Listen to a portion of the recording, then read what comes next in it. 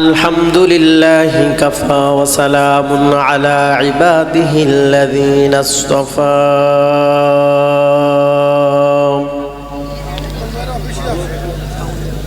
আম্মা বা'দু ফাআউযু বিল্লাহি মিনাশ শাইতানির রাজীম।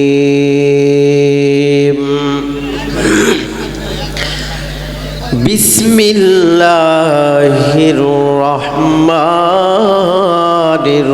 রহিম।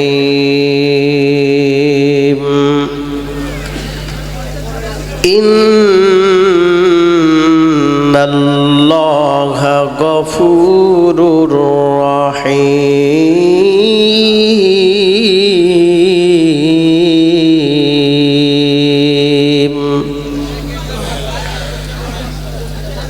وقال النبي عليه الصلاة والسلام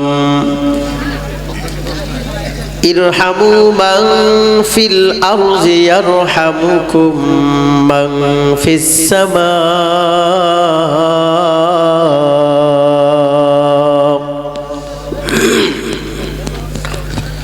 صدق الله مولانا العظيم وصدق رسوله النبي الأمي الكريم. ونحن على ذلك لمن الشاهدين والشاكرين والحمد لله رب العالمين.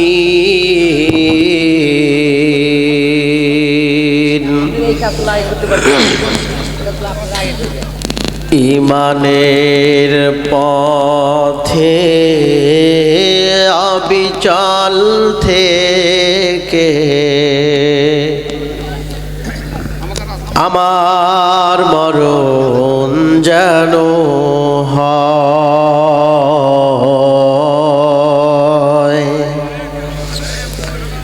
ইমানের পথে অবিচল থেকে আমার মরণ যেন হয়।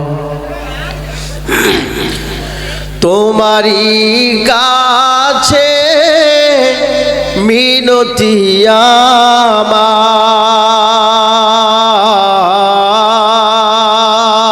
আমার, তোমারই কাছে মিনতি আমার,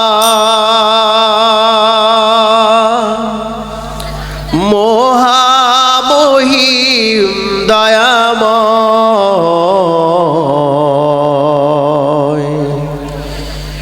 ইমানের পথে অবিচল থেকে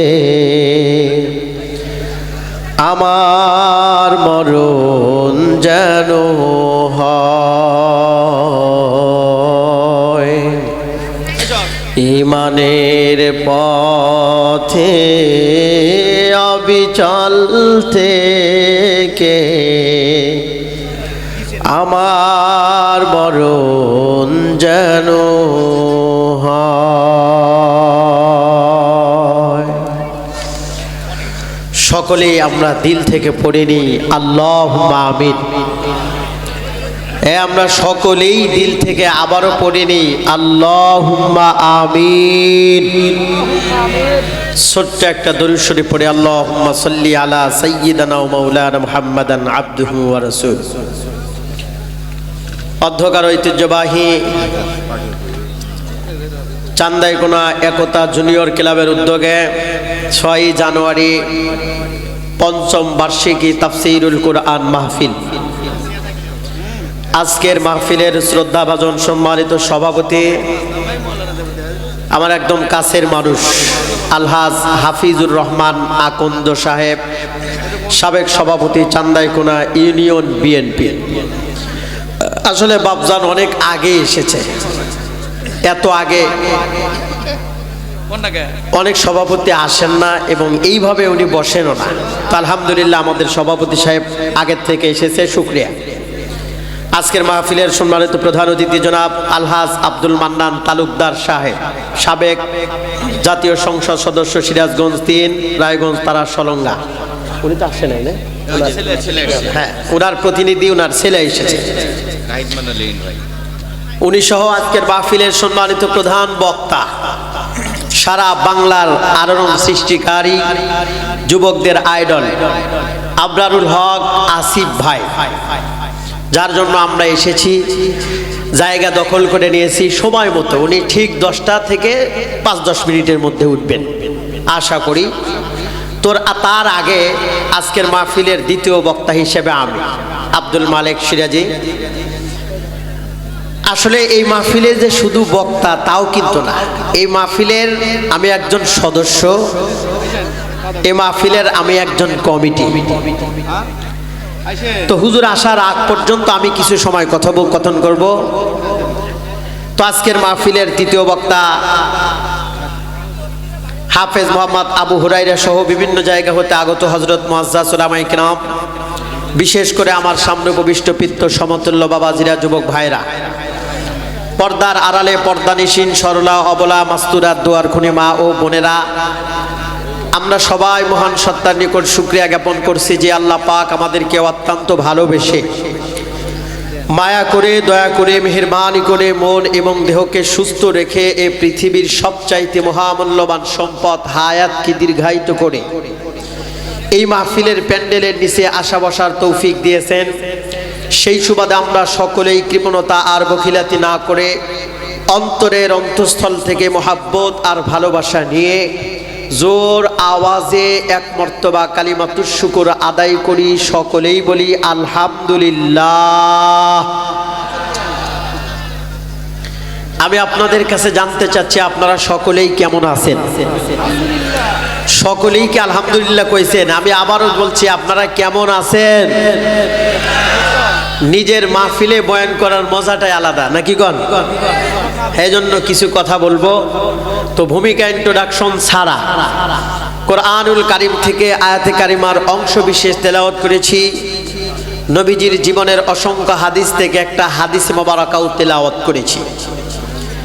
যেই দুইটোর শাব্দিক সাধারণ অর্থ যেটা, সরল তর্জমা যেটা, ইন্নাল্লাহা গফুরুর রহিম, নিশ্চয় আল্লাহ পাক চরম ক্ষমাশীল।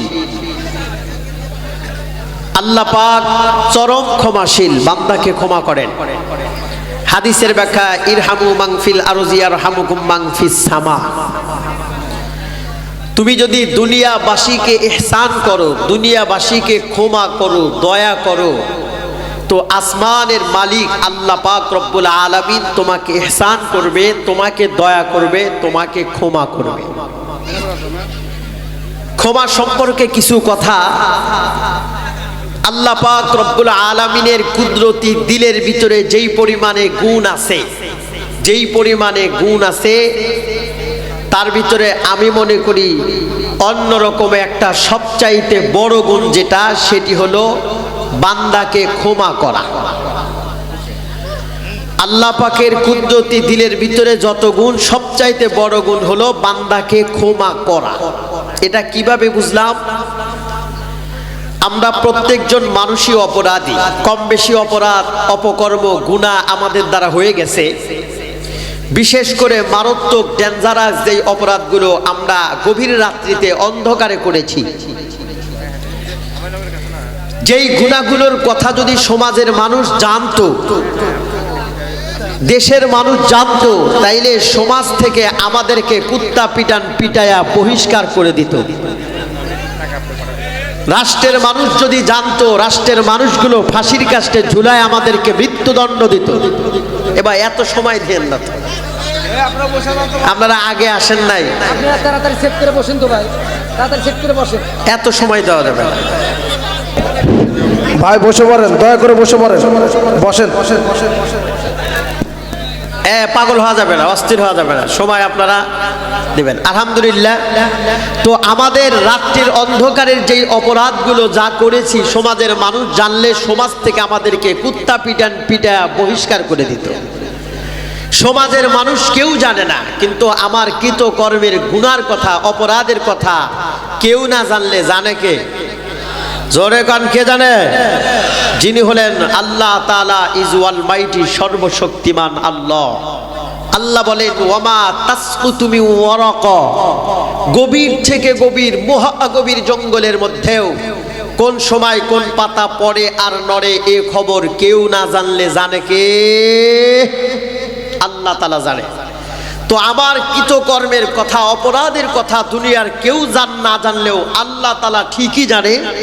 অথচ আল্লাহ পাক জানার পরেও কোনোদিন আমাদেরকে অক্সিজেন থেকে মাহরুম করেন নাই, সূর্যের আলো থেকে মাহরুম করেন নাই, ঠান্ডা বাতাস থেকে মাহরুম করেন নাই, খাবার থেকে মাহরুম করেন নাই। এর দ্বারা বোঝা যায় আল্লাহ পাকের ক্ষমার গুণ আছে, কিন্তু সেই ক্ষমার গুণের শুরু আছে, শেষ নাই। কথা কান ঠিক কিনা? আল্লাহ পাকের ক্ষমার গুণ সবচাইতে বড়। এই গুণের কিছু একটা অংশ দুনিয়ার ভিতরে যত নবী পয়গম্বর ছিল তাদের মধ্যে অন্যতম দুইজন নবীর মধ্যে সবচাইতে বেশি। একজন হলো সুন্দর চেহারার ভুবন হযরতে ইউসুফ আলাইহিস সালাতু ওয়াস সালাম, আর একজন হলো আমাদের সকলের মাথার মুকুট হযরতে মুহাম্মাদুর রাসূলুল্লাহ সাল্লাল্লাহু আলাইহি ওয়াসাল্লাম। এই দুইজন নবী পয়গম্বরের দিলের ভিতরে ক্ষমার যেই গুণটা ছিল সেটিও কিন্তু কম না, সুবিশাল সাগরের মতো ক্ষমার গুণ। তাই তো নবীজি বলেন, কোনো মানুষ যদি ক্ষমা করে, ক্ষমা করতে শেখে নবীজির মতো করে, তাহলে আল্লাহ পাক নবীজির সাথে এই ক্ষমা করা মানুষদেরকে জান্নাত দিয়ে দিবেন। সুবহানাল্লাহ। আল্লাহ পাকের কুদরতি দিলের ভিতরে যেই পরিমাণ বড় গুণ ক্ষমা করা, যেই পরিমাণ বড় গুণ নবীর দিলের ভিতরে ক্ষমা করা, সেই পরিমাণ বড় একটা ক্ষমার গুণ আমাদের এদেশের এক দলের কিন্তু কম না।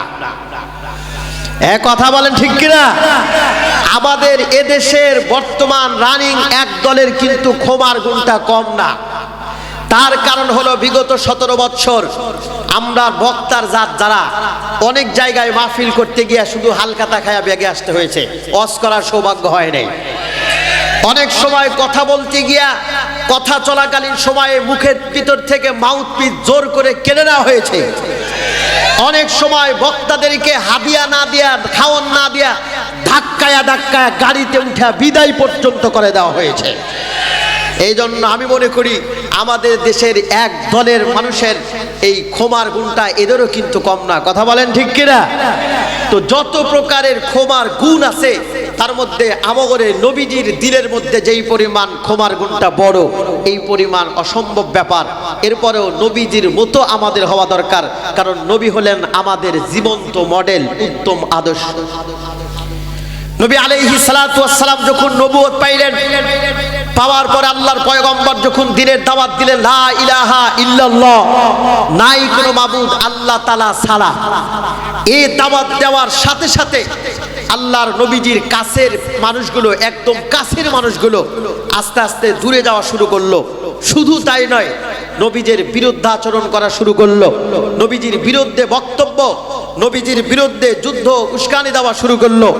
এমনকি আল্লাহর পয়গম্বর এবং তার ভক্তবৃন্দ সাহাবাই কিরামদেরকে মক্কার জমিন থেকে দুরু ছাই করে মাইরা রক্তাক্ত করে জিরো হাতে মক্কার জমিন থেকে তাদেরকে মদিনার বুকে তাড়ায় দিল। লম্বা ইতিহাস। মদিনার বুকে যখন আল্লাহর পয়গম্বর চলে গেলেন, মাতৃভূমি মায়ের দেশ আর বাবার দেশ ছাইরা মদিনাতে যাওয়ার পরে দেখলেন মদিনার মানুষগুলো মক্কার মানুষের মতো এত পাষণ্ড না। মদিনার মানুষগুলো আল্লাহর পয়গম্বর এবং তার ভক্তবিন্দুদেরকে এই পরিমাণ মহব্বত করা শুরু করলো, যার কারণে মদিনার মানুষদের একটা ঘর যাদের, তারা মক্কার মানুষদের জন্য এই একটা ঘর সাইডা দিয়া তারা গাছতলায় দিন কাটানো শুরু করলো। যাদের ঘরে এক সন্ধ্যা খাবার, এই সমস্ত মানুষগুলো এক সন্ধ্যা খাবার মক্কার মানুষদেরকে দিয়া মদিনার মানুষ না খায়া কাটানো শুরু করলো। ভালোবাসার কারণে মদিনার মানুষগুলো অল্প কিছুদিনের ভিতরে হাজার হাজার মানুষ আল্লাহর পয়গম্বরের হাত ধইরা কালেমা পইরা মুসলমান হয়ে গেলেন। সুবহানাল্লাহ, জোরে কর। নবীজি মক্কার মানুষের চাইতে মদিনার বাসীর কাছে বেশি আপন হয়ে গেলেন, যার কারণে ইন্তেকালের সময় আল্লাহ পাক অফার দিলেন, আপনার লাশ আরশে আজিমের ছায়ার তলে দাফনের ব্যবস্থা করব। কিন্তু নবী বললেন, মদিনার মানুষের ভালোবাসায় আমি খুশি, যার কারণে মৃত্যুর পরেও আমি মদিনার বাসীর কাছেই থাকতে চাই। যার কারণে মদিনার বাসীদের কারণে আল্লাহর পয়গম্বর আরশে আজিমের ভিআইপি আসনটা ত্যাগ করে দিলেন, শুধুমাত্র কেবলমাত্র ভালোবাসার কারণে। ভালোবাসার টানে মানুষ এক দেশ থেকে আরেক দেশে যায়। ভালোবাসার কারণে মানুষ জীবন দিতে দ্বিধা দ্বন্দ্ব করে না, কথা গান ঠিক কিনা? মদিনার মানুষগুলোর ভালোবাসায় আল্লাহর রাসূল সেখানেই রয়ে গেলেন। 10,000 বাহিনী যখন রাসূলের হাত ধরে কালেমা পড়লেন, মাঝখানে লম্বা দিন চলে যাওয়ার পরে নবী বললেন, আজকে 10,000 বাহিনী নিয়ে হিজরতের মাধ্যমে মদিনা থেকে 450 কিলো রাস্তা পাড়ি দিয়া আইসা না? আচ্ছা, নারে তাকবীর। আমাদের একদম কাছের মানুষ, প্রপারের মানুষ, জোরে তাকবীর দেন, নারে তাকবীর। প্রধান মেহমানের আগমন, প্রধান মেহমানের আগমন আমাদের পক্ষ থেকে, এ মাহফিলের পক্ষ থেকে নারে